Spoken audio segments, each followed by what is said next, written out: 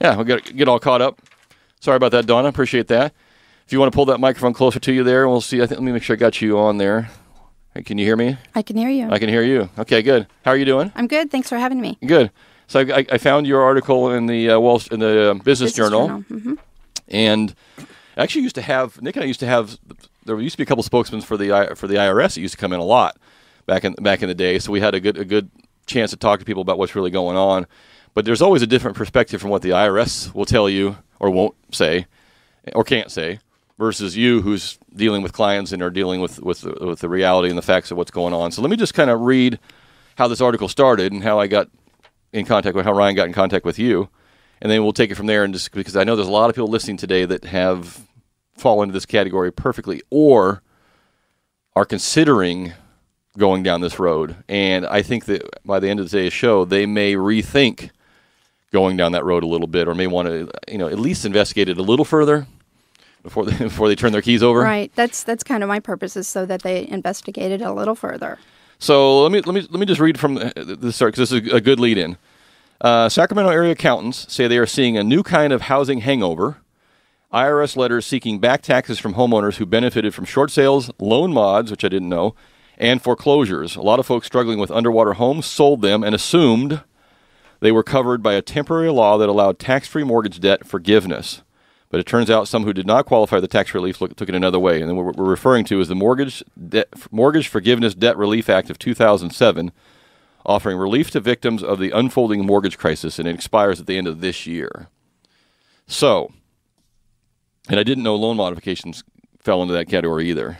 Well, those typically fall into that category if there's a reduction in the principal. If it's just a terms, just interest rate reduction, okay. Those typically do not fall under these rules. It's when there's a reduction in principal. Okay.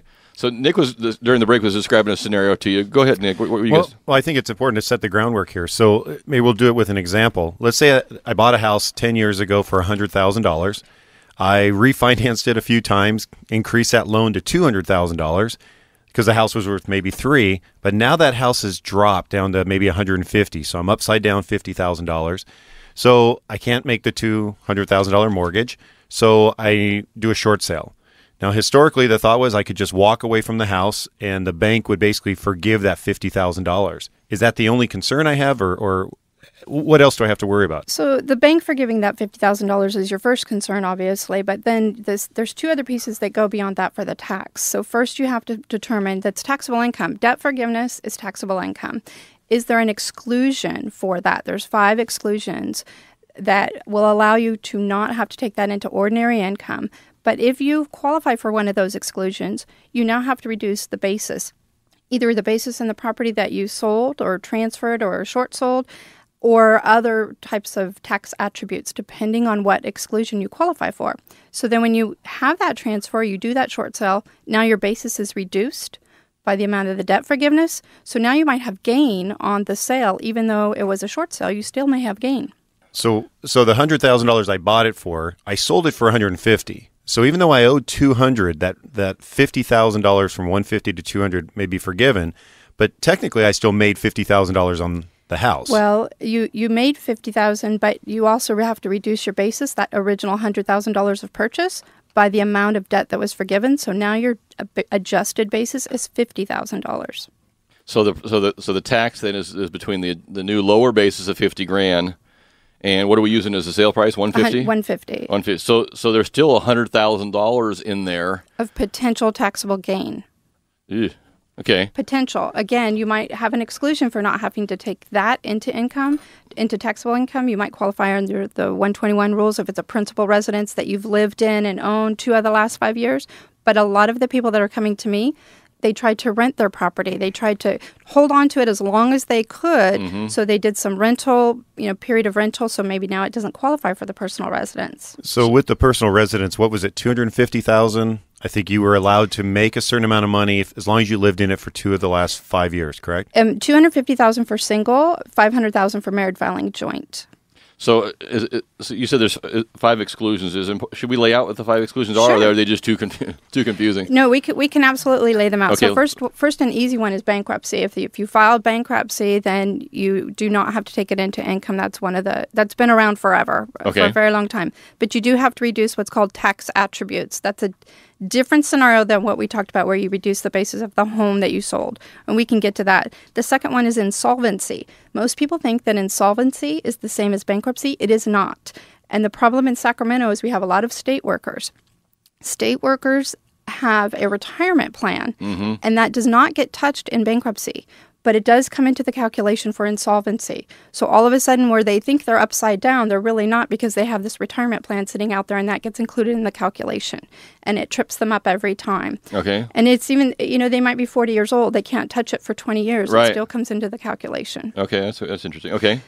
Qualified farm indebtedness, I haven't had an exclusion used for that. The qualified business property. And a lot of people are taking the position, and I think that it's correct, that if you have a rental property, a residential rental, that you can have forgiveness if it's qualified business property, and then the qualified personal residence indebtedness. The last two, the qualified business property and the qualified personal residence indebtedness, that are, again, all you can use these for is to exclude the income from your tax return for the debt forgiveness. You still have to reduce the basis in that property when calculating your gain or loss on that transfer. Okay, so there's a lot of things going on there. So and when you're talking about business property or a rental property as a business property, now you can, and I know I had this discussion with my CPA all the time. We have to take a break here in 1 minute, but do you have to declare yourself on your taxes as someone who's a professional in the real estate business in order to take that deduction? Because I know sometimes if you're trying to write off those losses, there's different things how you qualify yourself as someone who's in the real estate business. So, no, this would be if I had a rental property, if I had 1 or 2 houses that I was renting out. I think there's some people that say that they do not qualify, but I believe that they do qualify for an exclusion. It doesn't mean that I'm in the business of being a landlord, or I'm in the business of being in real estate. And these are exclusions from any tax obligation? No, these are exclusions from taking the debt forgiveness into taxable income. That's the only piece. Okay, so we'll have to try to clean up that a little bit too, because there's so many little pieces here. There's a lot of moving parts. Okay, we got to take one more quick break here. We did tweet out, if you're following the Talkin Money page on Twitter, we did tweet out a little code. If you know the answer to, we actually tweeted the answer. Is that what we did, Ryan? We did. We asked for your favorite saying. Okay, so we tweeted. So we got one on the text line already. So we'll give him whatever he wants. If he wants some ski passes, we'll call him. But if you're following us on Twitter, we tweeted out our favorite saying here on this show, which is from Tommy Boy. And if you know that, you can give us a call at 339-1140 or 1-800-920-1140. Give us that code, the one that's on the text line right there, and we'll give you, how about a pair of passes to Sierra Tahoe. Sierra Tahoe's getting some snow this week. They've got... they're expecting more, too, I understand. Yeah, today the UC Davis Band is up there playing music all day. They're featuring the Booger Wines, and all you have to do is show your pass, your lift ticket, and they have a free wine tasting thing going up at Sierra Tahoe today. So check them out, sierratahoe.com. This is Talkin Money. My name is Jeff Tarbell. That's Nick Perjanik. We'll be right back.